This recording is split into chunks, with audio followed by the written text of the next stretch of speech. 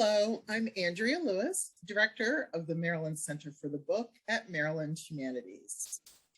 On behalf of my colleagues, Nancy Medema of the Iowa Center for the Book and Gwen Hervashian of Idaho Center for the Book, I'd like to welcome you to our state's Great Reads from Great Places author discussion. As affiliates of the Library of Congress, the State Centers for the Book help carry out the mission of the National Center for the Book. Together, we promote books, reading, libraries, and literacy nationwide. We also promote our state's literary heritage by placing a focus on books and authors with a connection to our states. Every year, as part of our participation in the Library of Congress National Book Festival, we each choose a book with a local connection. This is part of the Great Reads from Great Places initiative, which primarily focuses on young readers. You can learn more and find a list of this year's books at read.gov. The authors representing Maryland, Idaho, and Iowa this year on the Great Reads book list are together for this panel because their books are connected by the theme of activism and social justice. We're thrilled that the conversation will be moderated by Deborah Taylor. Deb is a recipient of the Coretta Scott King Virginia Hamilton Practitioner Award for Lifetime Achievement from the American Library Association and is now retired from her role as head of Children and Youth Services at Enoch Pratt Free Library in Baltimore. But Deb is still very much involved in the world of literature and the nurturing of future librarians. I'm going to turn things over to Deb now for introductions to our authors and for what promises to be a wonderful discussion. Deb. Thank you, Andrea. I am delighted to moderate this panel of distinguished authors who have written such important and life-changing and genre-bending books for young readers. I'm pleased to introduce first off Lesa Cline-Ransome, who is an author of picture books and middle grade novels, best known for her NAACP Image Award nominated picture book biography of Harriet Tubman, Before She Was Harriet, and her middle grade novel, which started a great series, Finding Langston. Joining her is Annette Pimentel, who grew up in Utah. And as an adult, she's lived all over the US as well as Europe and Africa. And she has written nonfiction books about people from the margins of history who have shaped our world. So we're really excited that she is with us. Her book, Mountain Chef, How One Man Lost His Groceries, Changed His Plans, and Helped Cook Up the National Park Service, won the 2017 Carter G. Woodson Award from the National Council of Social Studies. And Andrew Smith, welcome Andrew. He's an American author and short story writer, primarily in young adult fiction. He's written many novels, including the critically acclaimed Winger and Grasshopper Jungle. So we are so excited to be able to talk to you. These books are all very different, but I bet you that we'll find lots of ways that we can connect the dots for all of our young readers. I'd like to start with you, Andrew. And we have a theme for this year's festival, Open a Book, Open the World. What do you think that means? Or does that mean anything to you, to open a book and open the world? Well, I think when a reader makes a connection with something that they're reading, that they very often are going to experience things that they never really knew that they could be right in the middle of and experiencing. And furthermore, I think that especially when we talk about reading for young people, is that young people, their awareness of the others that are around them is very often pretty constrained to their family and their school and their local community. And by presenting a wide, diverse arrangement of topics and titles and subjects for young readers to explore, I think it gives people an opportunity to get inside the lives of others and make a more empathetic connection to all of the people that we have in America and in the world. What do you think happens when a young person finds a book that challenges what they've already thought, the way they've been taught from their family or the way they've been taught from their friends? What do you think happens to them when they find that they're challenged by something in a book? Well, speaking anecdotally, because I'm a classroom teacher, this is my 30th year. And the times that I've seen that happen, young readers will usually come up to me and with kind of a lowered voice say, Mr. Smith, I found out this. And then it opens up this whole discussion about something that they had assumed to be some alternate, foreign kind of experience that they didn't realize was something that was really universal and was close enough to them that they just maybe weren't aware of. It's definitely a conversation starter, though. I think the key is to know the kid, know the young reader, know the person that we're talking to, and know what kinds of things they're looking for and what is really going to kind of inspire and trigger that spark within them. So important. Annette, the book that we're focused on this evening, is about someone who really made a difference in the world. What do you think happens when a young reader reads about a real person's life who has had that kind of change, who has made that kind of change when they were very young? Yeah, so I hope that what happens is that they can see themselves in the book. And it's been really fun to share this book with students. The book is all the way to the top, and it's about Jennifer Keelan Chaffins, who was an activist who participated in the passage of the Americans with Disabilities Act. And she and I have mostly virtually, except for the first week it came out, visited with students. And it's been really interesting to watch children interact with her and with the book, because I think it does give them a vision of the kind of power that children can have. And I think in particular, one class that Jennifer talked to, that then they went out into their community and surveyed the businesses and sent letters to businesses that they felt like didn't have adequate wheelchair access. So I think that sometimes when kids can see another child, fictional worlds are really important too, but I think that there's a role for the nonfiction world to suggest the possibility in their own world and in their own life to change something. So you're really talking about a book being a catalyst for personal action as well? Yeah. And I think it's a catalyst for changing self-definition, for seeing themselves as not merely being a recipient of culture, but also being a participant in creating what the culture is, whether that's writing letters to businesses, or a lot of kids have talked about their attitude toward other students in their school and things like that. And I think that books, both fiction and nonfiction books, can give kids a vision of a different way to be in their world.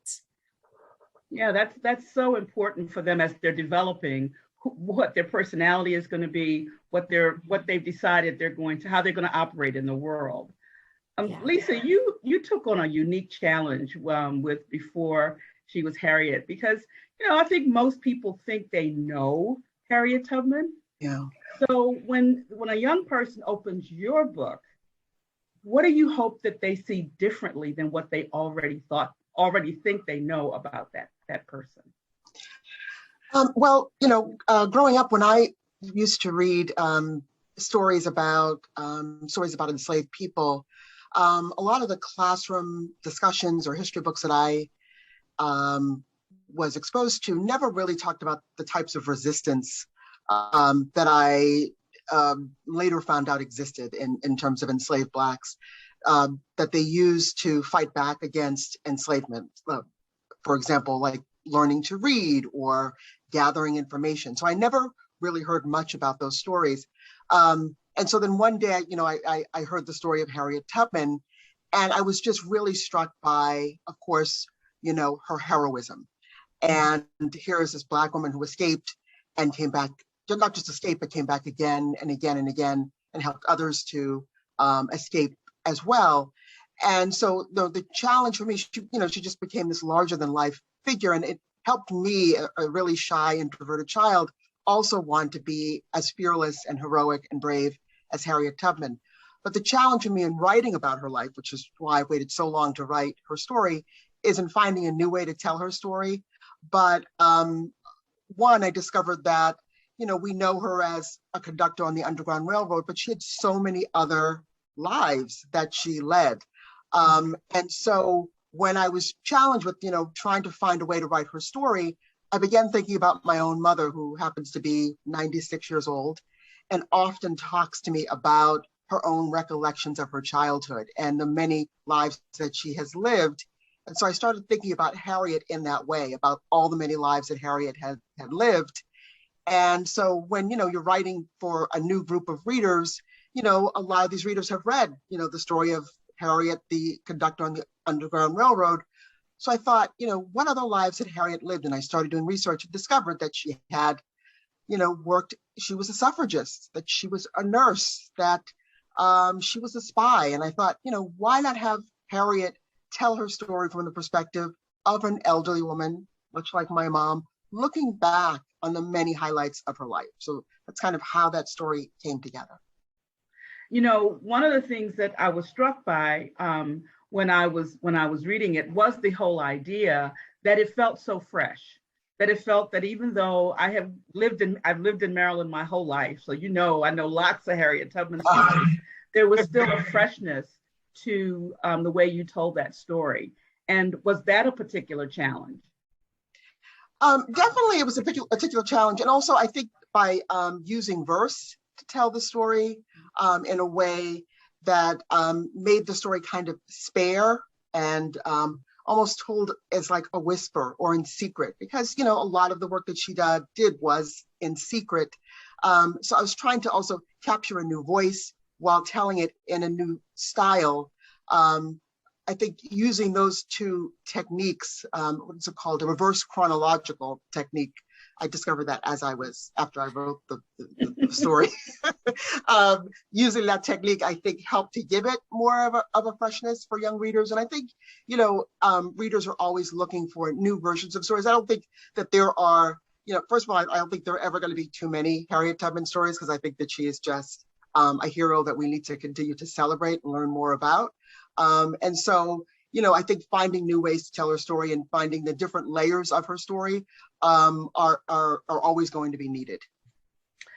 I'd like to shift gears for just a second, because one of the things that I know that folks who are interested in books and reading love to find out about writers is, what was your reading life like when you were a young person? Annette, let's start with you. What was your reading life like when you were a young person, the age of the young people who read your book?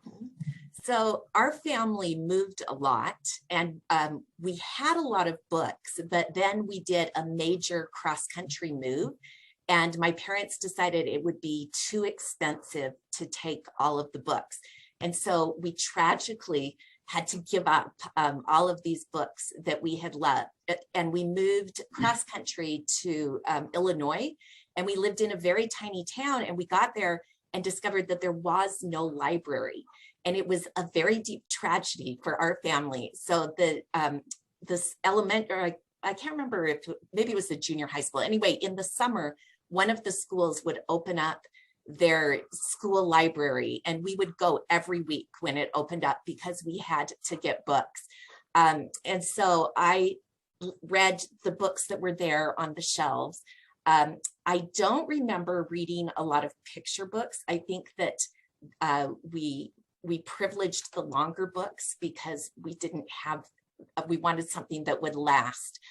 So I was a very big fan of the Laura Ingalls Wilder books, anything that was very, very thick. I also really later really loved Zilpha Keatley Snyder's books, her fantasy books, especially she has a trilogy. And I loved the world I loved any book that I could sink into that world and just like become part of that world. So. You know, I think I read on one of the bios that you read Childhood of Famous Americans. Yes. From that. And I felt an immediate kinship. Of course, as you said, I think as I read, they would be considered historical fiction today because all that made up dialogue, all of those kinds of things. But yeah, they made me a biography reader. Yeah, and that is one thing that they did really well, is that they did create an imaginative world that I felt like I really got to know Benjamin Franklin or Helen Keller. I loved books about Helen Keller. I loved books about Benjamin Franklin. And I'm really grateful for that introduction to nonfiction.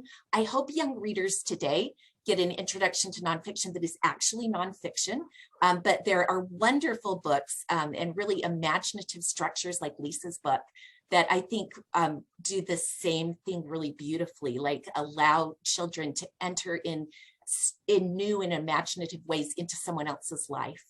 Yeah, I think that's true. Andrew, how about you? What was your childhood reading life like? Well, like Annette, my family moved an awful lot as well. In fact, I was the first kid in my family born in America, and my mother couldn't speak English. So she started to learn how to speak English when I was in elementary school. And so I would read to her sometimes, or I would help her with her reading. But we didn't have very much money at all. And the time when I'd have money, pocket money, I would get on my little Schwinn bike and ride down to the mall. And my childhood was horrible because I was put ahead in school, and so I was 2 years younger than my classmates. So I didn't have very many friends, and the friends I did have, we often read the same books. But when I would go ride down to the mall, I would go to bookstores. We used to have a lot of bookstores in America, like B. Dalton and Walden Books. And I'd go to these bookstores, and I would go to the fiction section, and I would buy, like Annette, I would buy the thickest books I could find, because you could buy these old, the Signet classics and stuff like that, for like a couple dollars. And I picked books like Dostoevsky. I picked The Idiot, or I'd pick Joseph Conrad, Thomas Hardy. I read, The Return of the Native and Jude the Obscure, because I liked him for some reason when I was like 14 years old. But I thought, I was just trying to get the most bang for my buck. And I was just looking for whatever had the most pages in it, because that book would last me until I had enough money for another one. That I think everybody can relate to, trying to get as much out of the book as possible, especially if you have to make that purchase. Lesa, what was your reading life like as a young kid? Well, I'm guess I'm the odd woman out here because I never moved. I lived in the same house my entire life. In fact, my mom still lives in the same house, and we still have the same phone number. So I grew up outside of Boston, Massachusetts, and I lived in this medium-sized town, Malden, Massachusetts. And then we had this great library. So my mom and I used to go to the library all the time, and we had a lot of books in the home. And I honestly don't remember reading that many picture books either. My mother would read a book and she would talk to me a lot about it, and then I would try to read it as well. But I would always go to the library with my mother, without my mother. I would stack up on as many books as I possibly could and bring them home. I was really drawn to books about girls and women. The first book that I really remember just devouring was The Diary of Anne Frank. I was really struck by, I was one of the only African-American, we were one of the only African-American families in our town, and certainly I was the only African-American in my classroom. And I was really kind of struck by the story of this Jewish girl could also feel like an outcast, kind of like I did. And so I was really struck by her story. And then I remember also reading my mother's copy of The Color Purple when I started high school.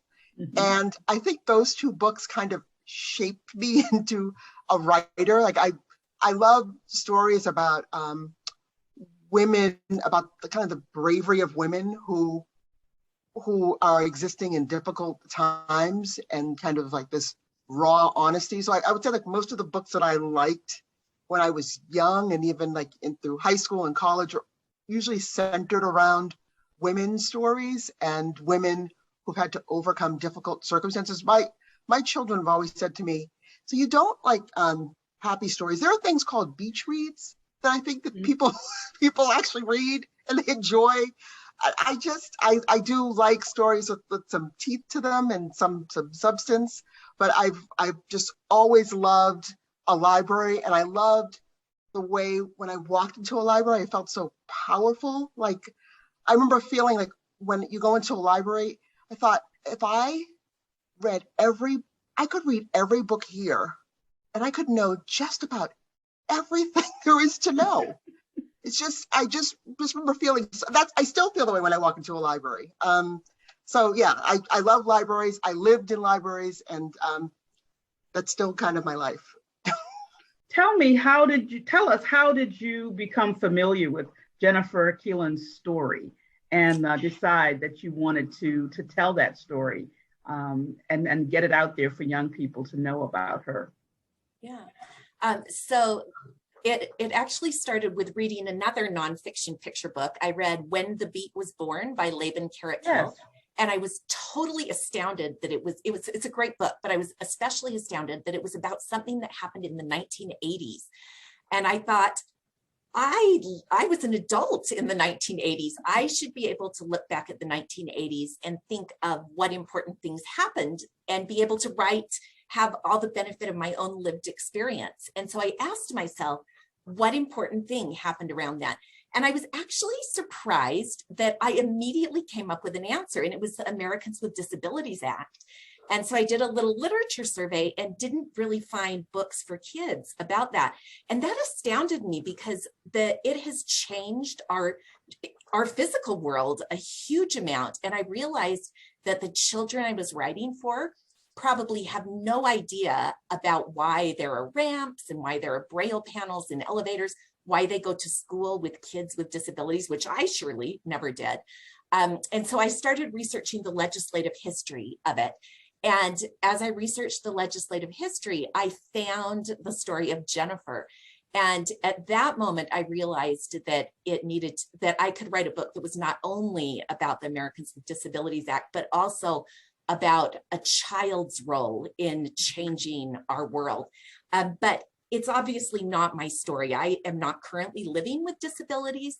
And I realized that it was not a story that I could just write from research. And so I did a little sleuthing. I used my husband's mad internet skills to find an email address and contacted Jennifer. And it happened that it was a pretty good time for her. She was finishing up her college degree at the time. And she told me that nobody had ever asked her to tell the story before, and that she was indeed really excited about the idea of telling kids about her story. And so she worked really closely with me throughout the process of writing, answered many, many, many questions, which came at her very often. And then she's been really involved in promotion of the book. She wrote the foreword for the book, and we consider it our book together. But yeah, it was a wonderful moment to realize that it could be a book about what kids can do, as well as about a really important moment in American history. It sounds like it started off with you just interested in telling a story or telling something about a time frame, but it turned into something else. It turned into something even bigger. So how did that happen? Yeah, it was the moment when I found photographs of Jennifer and accounts of the Capitol crawl, and I saw her crawling up the steps of the Capitol. And I, like so many people who watched her at the time, was just amazed at the thought that a child ended up having such a significant impact on getting newspapers to report on her, getting the TV to report on her, which in turn led to a lot of pressure on Congress. And so it was that moment. Sometimes when I'm looking for a topic, there are moments when I just get really excited because I recognize that there's something that's bigger than the original story I was looking for. And it was that kind of moment that I recognized that if she were willing to tell her story for kids, that this was a bigger story than the one I had thought I wanted to tell. Yes. Andrew, you know, when your book came out, when Grasshopper Jungle came out, everybody talked about how unusual it was. And it was seen as, you know, this is really a strange book. I don't think it reads very strange anymore. Do you? What we've lived through the last few years, it doesn't feel so strange anymore. We kind of have that collective experience now, don't we all? Yeah. But sure, at the time, you know, I had no intention of ever allowing anybody to look at it. I was only writing it for myself. And then just a couple of strange things happened. My son went through the same thing that I did. He went to college at the age of 16. And so there was this, you know, I felt sorry for him. I was very proud of him too.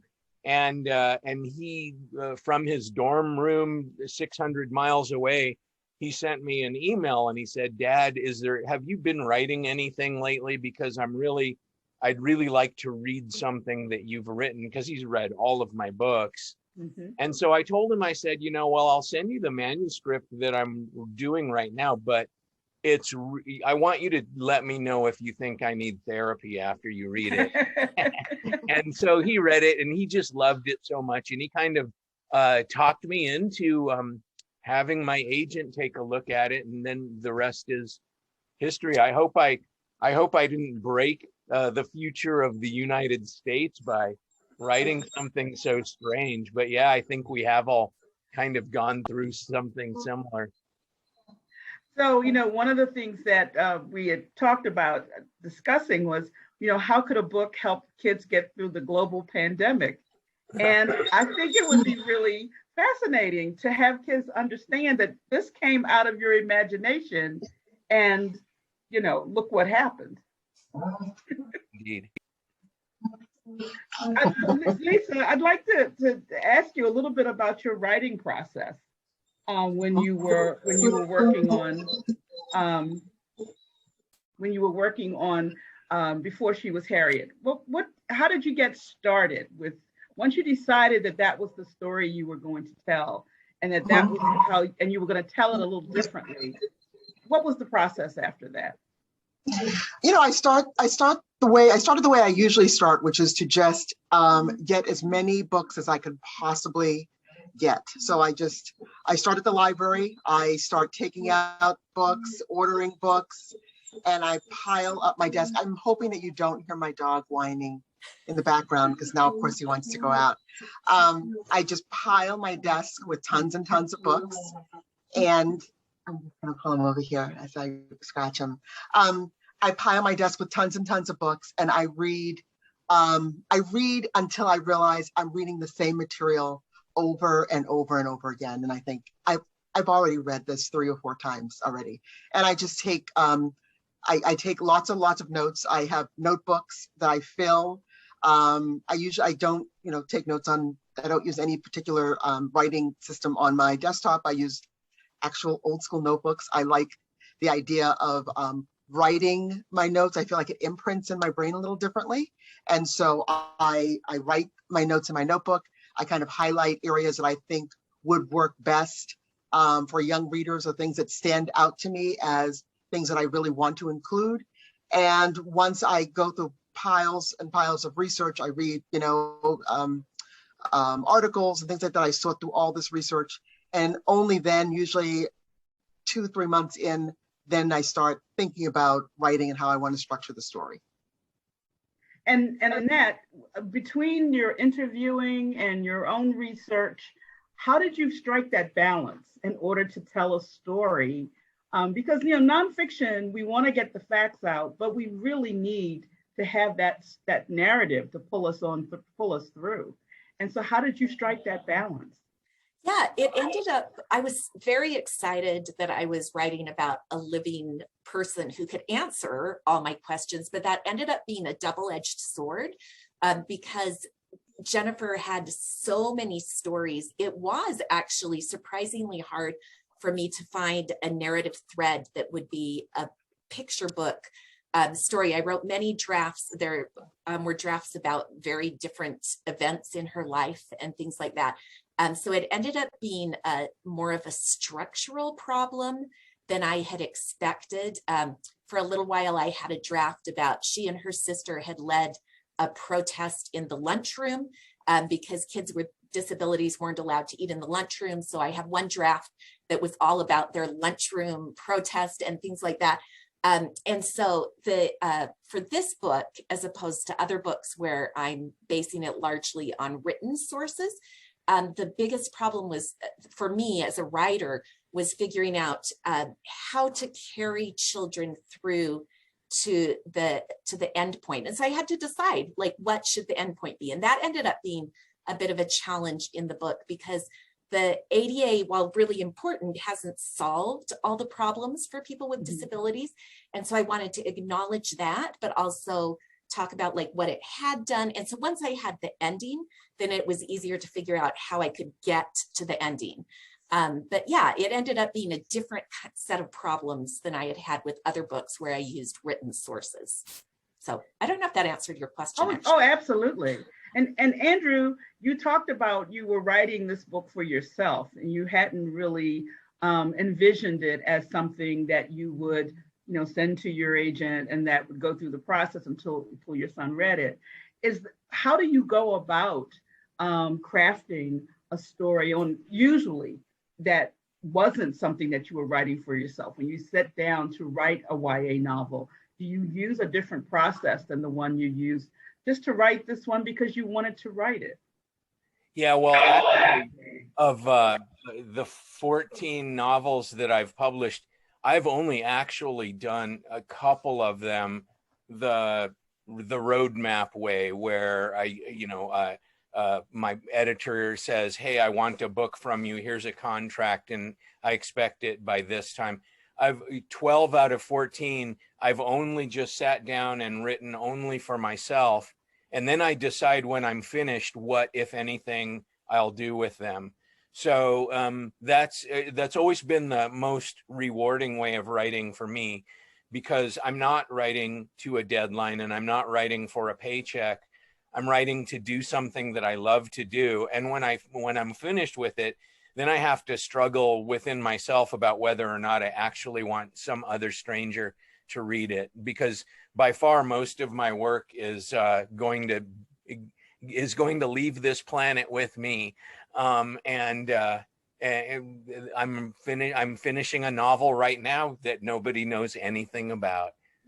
That's just how I write.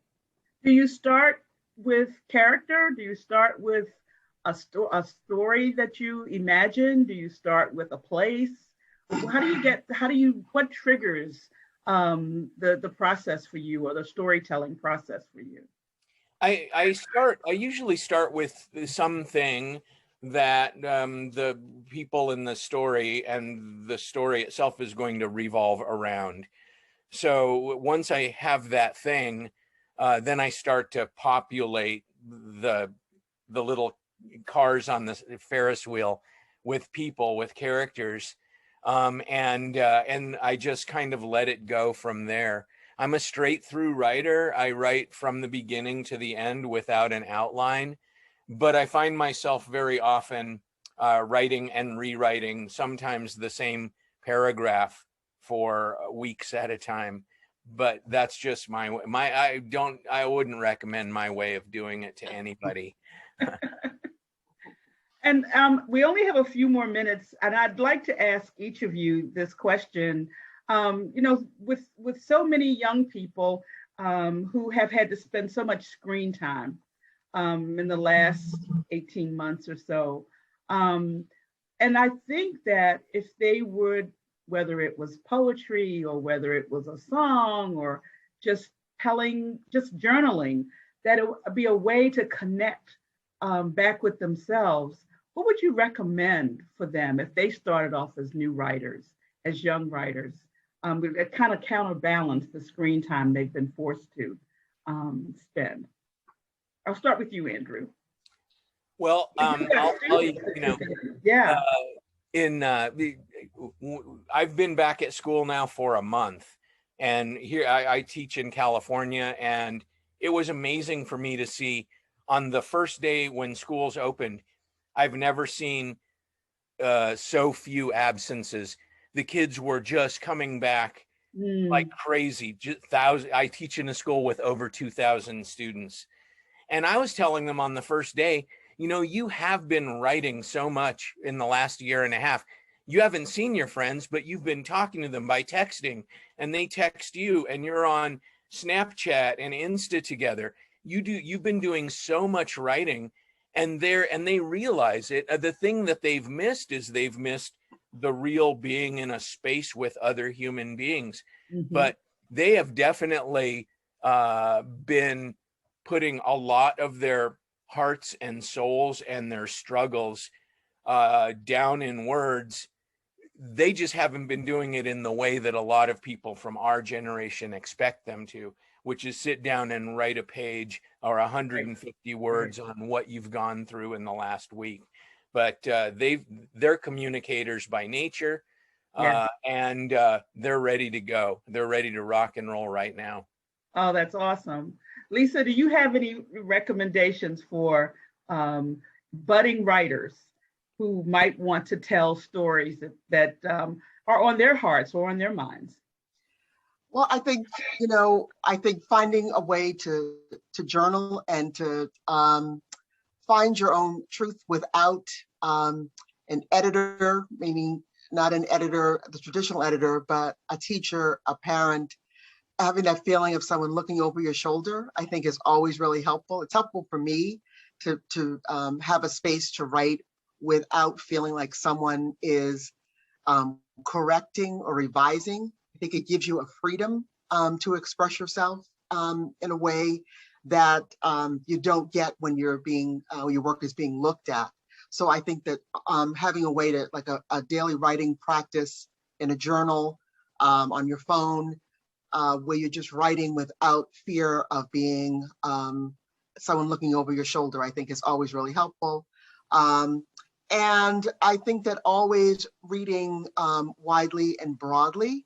I think that sometimes you're just kind of gathering thoughts. I think that you have to allow for gathering times where you're gathering great words and sentences from other writers, and giving yourself the space to breathe as a writer, and not having to worry about putting words on a page is also helpful. And Annette, what would you recommend to young writers? Well, both of those are wonderful suggestions.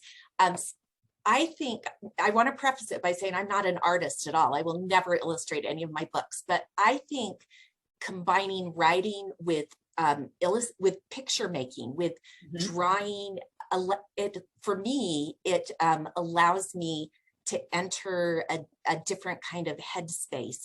So maybe illustrating your own words or adding pictures to your journaling, I think brings a new energy and makes it a different kind of enterprise that fosters creativity, even if it's not anything you would ever show anyone else.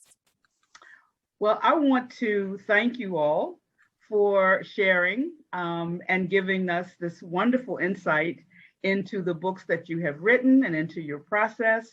And I'm sure that all of our viewers will, get a lot of insight about what you've done and how you do it, and maybe get a little encouragement to try it themselves. So thank you again. We look forward to reading all of your books, most of them for me again, now that I've heard about the process. Look forward to looking at those books again. Once again, I want to thank Lesa Cline-Ransome, Andrew Smith, and Annette Pimentel for being with us this evening. Thank you, Deb. Thanks. Thank you.